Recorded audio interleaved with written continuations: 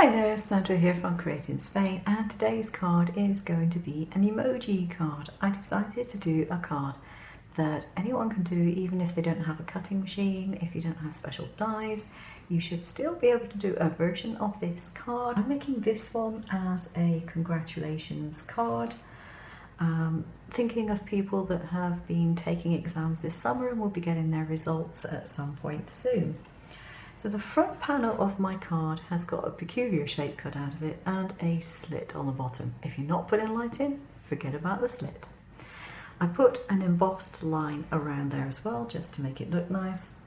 And the back part of the layer, because there's two layers to this if you're going to put a light in, has got an embossed mark for the battery, the slit, and the hole. So I know whatever I put on here is going to match up with what's on the front.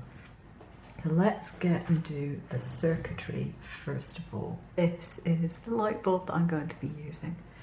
If you want to know how I get hold of those, I will put another video link up at the end of this video and you can see what I've done. Now I want it to go from the right side of that switch, and then I want it to go underneath my battery. So put that down, and that's where my battery is going to go. And it's a lot easier to make your battery stay put if you'd put a little bit of tape underneath it. So that's what I'm going to do. I'm going to put it either side of my copper tape. You don't want to cover any of the copper tape because that won't do your circuit any good. So it goes either side.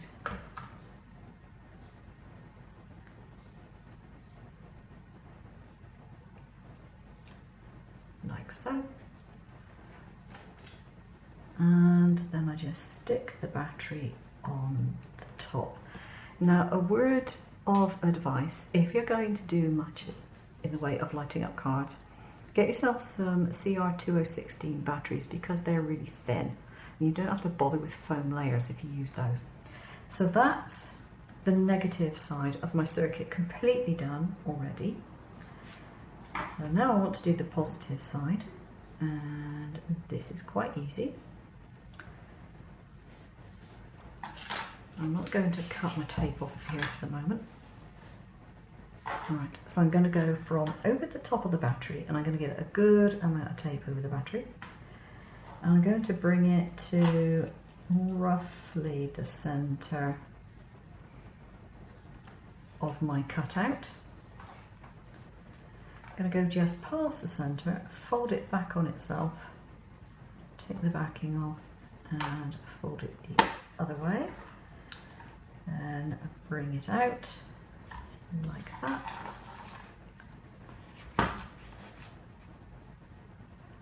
Fold it up again and fold it over itself.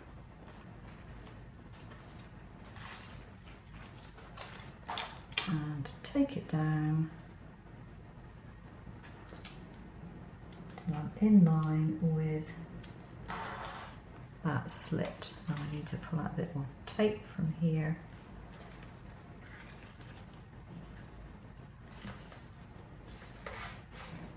There we go. Let's cut it down. So if you can do it all in one piece, it's good. So stop that tape just a fraction above the slit and trim it off.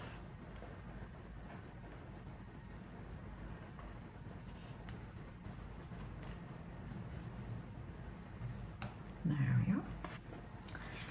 So I've got the negative going underneath the battery, the positive goes from the positive side of the battery. It's marked with a cross so you can't very well mistake it.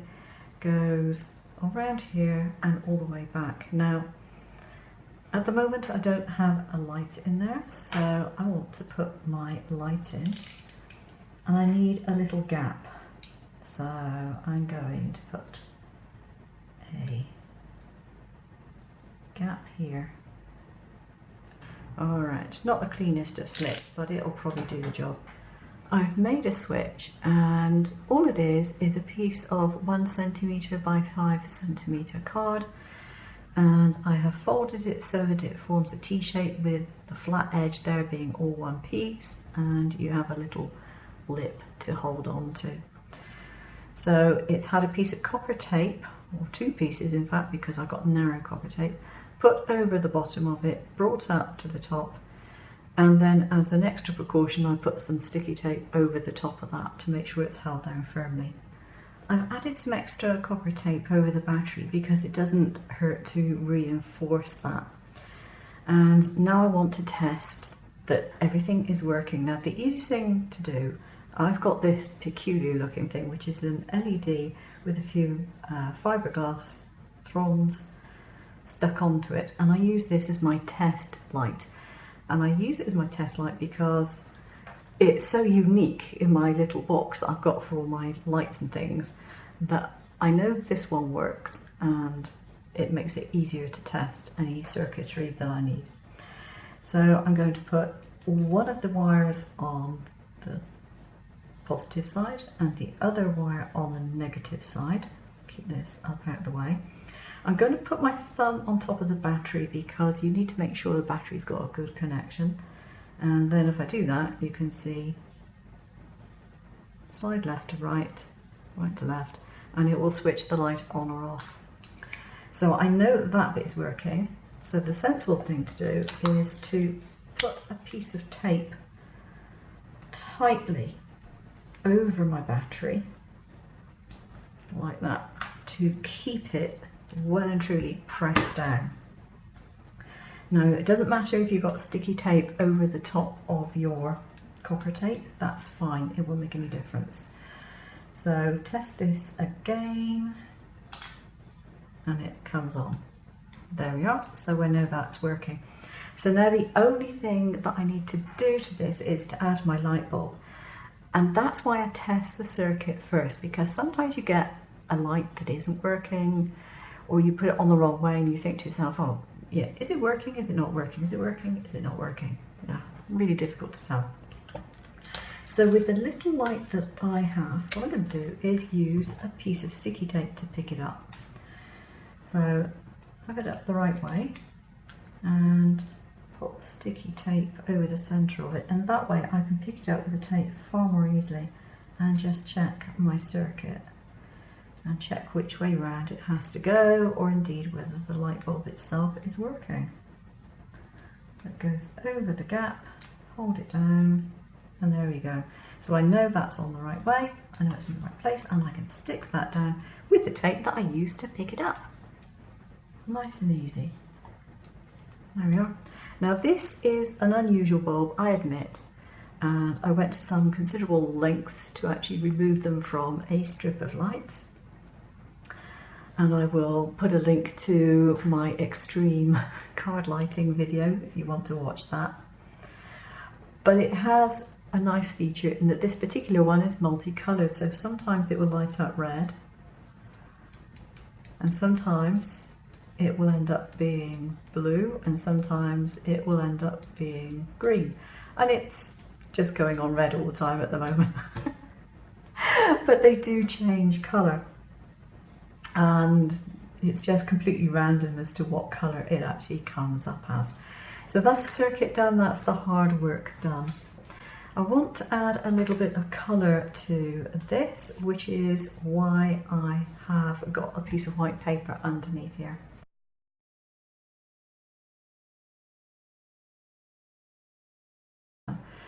What I've done is I have folded a piece of card so that it is the width of the emoji. Then I've folded it back in approximately a centimetre, maybe 3/4 of a centimetre, and folded it back out again. And what this is going to do is form a pop-up within the hole. So I need to add some glue to this, or some double-sided tape. I'll go with the double-sided tape since that won't take any time to dry.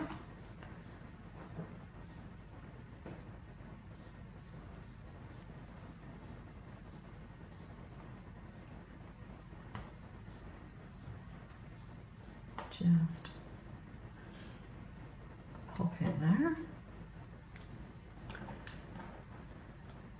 And put my emoji over the top, like that.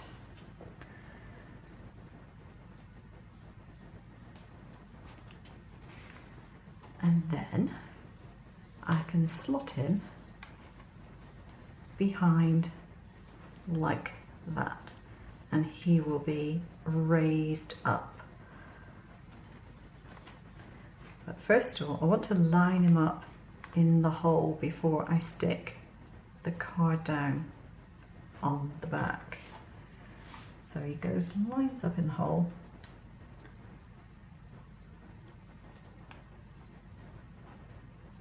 Like that. And then I stick these down on here again with some double-sided tape. I'll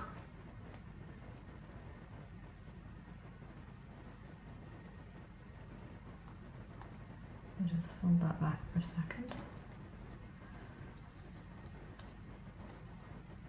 Take that off. And literally just close the fold again and just put it down. And do the same on the other side.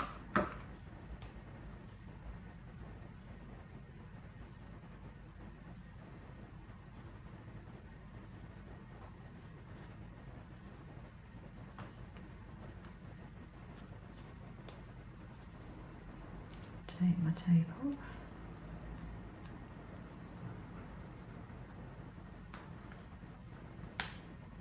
And press it down. And then he can be popped up, so he comes up out of the card.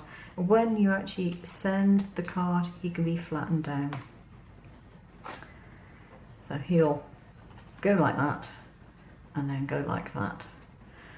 Now obviously I want to put an image behind that, so I have the same little guy to put over the top. So I just need to make sure that I line him up reasonably well.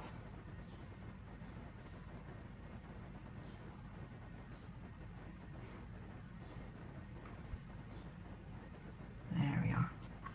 Flatten that down and just use some normal sticky tape to put my print behind it. Like that.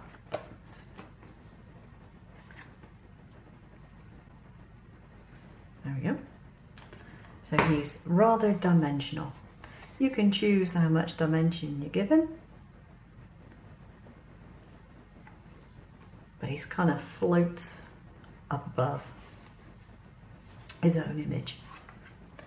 Now, for the assembly of this, I need to make sure that I've got my switch. Put into there. Okay. I want to put on my sentiments. So I've gone for kind of like ransom demand type capital letters. And I've just written them. And I've got congrats, you rock, way to go, totally amazing, and well done. You can scatter them around, you can put them wherever you want them.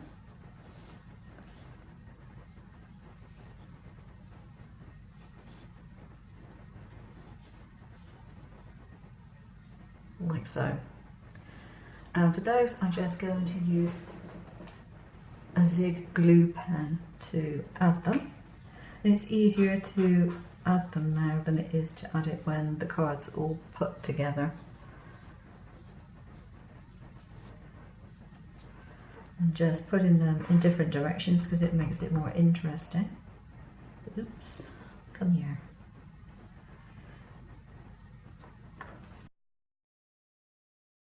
I'm going to put some double-sided tape around here. I've got a thin tape and I'm going to just use that one today. So just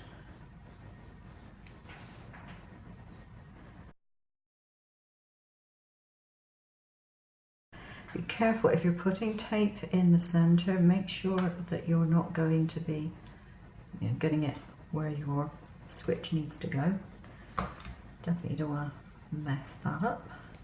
So the last thing I want to do when I've done that is mess it up by getting it put with the top in the wrong place. So I'm going to put it in my frame there, and I'm just going to slot that in,